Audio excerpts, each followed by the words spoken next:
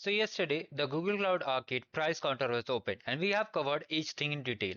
If you haven't claimed their prizes, just watch this playlist guide. I've shared how to claim from Novice to Ranger, Trooper and Champion and Legend tier.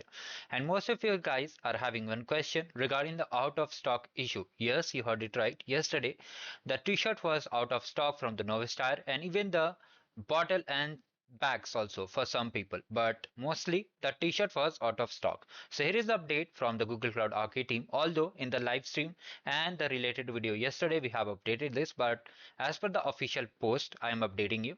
So just check the email in case you haven't received it. Just check your spam section, promotion section and in trash section also. By mistake maybe you have deleted it, so just check it out.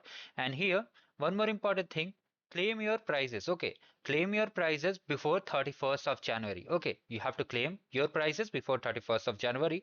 Other that, after if you try to claim on 1st of February, mostly the links will be deactivated and you won't be able to claim the swags. Now coming to the one query which many people are asking, even in the comment section you can see. So here they have mentioned, don't worry, your rewards are safe and you'll be getting the swags.